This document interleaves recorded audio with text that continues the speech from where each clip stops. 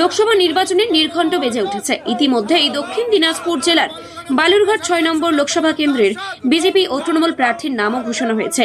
BJP থেকে প্রার্থী হয়েছেন বিজেপির রাজ্য সভাপতি ডক্টর সুকান্ত মজুমদার। অন্যদিকে কলকাতার ব্রিগেডে জনগর্জন সভার মঞ্চ থেকে অভিষেক ব্যানার্জি রাজ্যের ক্রেতা সুরক্ষা দপ্তরের মন্ত্রী বিপ্লব মিত্রর নাম প্রার্থী হিসেবে ঘোষণা করেন। প্রার্থীর নাম ঘোষণার পরই এই প্রথমবার বালুরঘাটে পা রাখলেন বিজেপির রাজ্য সভাপতি তথা বালুরঘাটের সাংসদ সুকান্ত মজুমদার।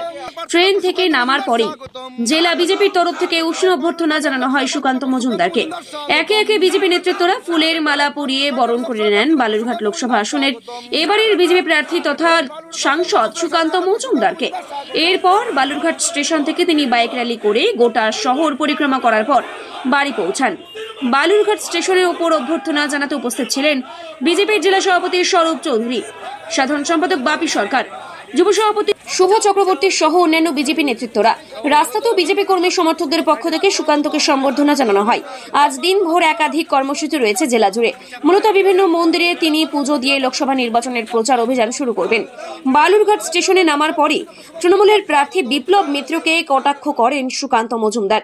বিজেপির সাংসদ থাকাকালীন বালুরঘাটে যে রেলের উন্নয়ন হয়েছে সেটা যদি অন্য কেউ করে দেখাতে পারে বা তাহলে ভোটেই লড়বো না জানান সুকান্ত মজুমদার। জেলাতে আসার জন্য খুব চেষ্টা করছিলাম, কিন্তু আপনারা জানেন একের পর এক মাননীয় প্রধানমন্ত্রী কাছে আসতে পেরে, এই লোকসভার মানুষের কাছে আসতে পেরে আবার নিজের ঘরে ফেরার যে আনন্দ প্রত্যেকটি মানুষেরই থাকে, সেই আনন্দকে উপভোগ করছি এবং মানুষের প্রতি বিশ্বাস আছে, নিজের কাজের প্রতি বিশ্বাস আছে। মানুষ যেভাবে আশীর্বাদ দিয়ে পাঠিয়েছিল গতবার, আবার আগামী এবার ২৪ সালে কোন কোন ইস্যু নিয়ে এবার নামছেন মাঠে? দেখুন, ইস্যু হচ্ছে নরেন্দ্র মোদীর নেতৃত্বে উন্নয়ন। বালুরঘাটের মতো প্রান্তিক স্টেশন থেকে কোনো এত ভালো ট্রেন চলবে যে ট্রেনে আমি চড়ে এলাম, বিপদ টাইমে ট্রেন ঢুকে যাচ্ছে, আমরা কোনো ভাবিনি। বালুরঘাটের মতো স্টেশন থেকে ইলেকট্রিক ট্রেন চলবে এই দক্ষিণ দিনাজপুর জেলা থেকে আমরা কোনো ভাবিনি। আমরা কোনো ভাবিনি যে এখানে গঙ্গারামপুরে বুনিয়াদপুরে দ্বিতীয় প্ল্যাটফর্ম হবে, ফ্লাইওভার হবে, সেখানে মানুষের দুঃখ দুর্দশা দূর হবে। আমাদের নরেন্দ্র মোদীর নেতৃত্বে ৬ কোটি মানুষকে বিনা পয়সায় রেশন সামগ্রী দেওয়া হচ্ছে, রেশনের মাল দেওয়া হচ্ছে, নরেন্দ্র মোদী দিচ্ছে। গ্যাসের দাম ১০০ টাকা কমিয়ে দিলেন মাননীয় প্রধানমন্ত্রী। উজালা যোজনার মাধ্যমে মহিলাদের ফ্রিতে কানেকশন দিতে চাই, মুখ্যমন্ত্রী দিতে দিচ্ছেন না। সব মহিলাদেরকে আমরা উজালা যোজনা দিয়ে দিতে চাই, কিন্তু মুখ্যমন্ত্রী দিতে চাইছেন। আপনার প্রতিপক্ষ বসিয়ান তৃণমূল নেতা, দীর্ঘদিনের জেলার রাজনীতিবিদ, কতটা সহজ হবে লড়াই? দেখুন, উনি দীর্ঘদিনের রাজনীতিবিদ, ওনাকে আমরা ওনার বয়সের জন্য সম্মান করি, কিন্তু বিষয়টি হচ্ছে উনি একমাত্র মন্ত্রী ছিলেন এই জেলার। তাকে সরানোর কোনো মানেই ছিল না, তো জেলাকে বোকা বানানো, জেলার ক্ষতি করা। তৃণমূল কংগ্রেসের লোকেদেরকে আমি বুঝতে পারছি না, বলে না মূর্খের গোবধে আনন্দ, সাড়ে তাই হচ্ছে। তো ওনাকে তো মন্ত্রিসভা থেকে ইস্তফা দিয়ে লড়তে হবে আমার বিরুদ্ধে। মন্ত্রীটা গেল, একটা জেলার একটাই মন্ত্রী ছিল, সেটাই গেল। তারপর আবার হেরে আমি পাঠিয়ে দেবো, অসুবিধা নেই, তারপরে আবার মন্ত্রী বানাবে। কিন্তু এই বৃদ্ধ বয়সে ওনাকে হারানোর কোনো দরকার ছিল কি? কোনো দরকার ছিল না। শেষমেশ ইডির হাতে কাকুর কণ্ঠস্বরের নমুনা রিপোর্ট, আগামী সপ্তাহে আদালতে মামলা শুনানি। কাকুর অবস্থা খারাপ, এখন ভাইপোর কথা ভাবো।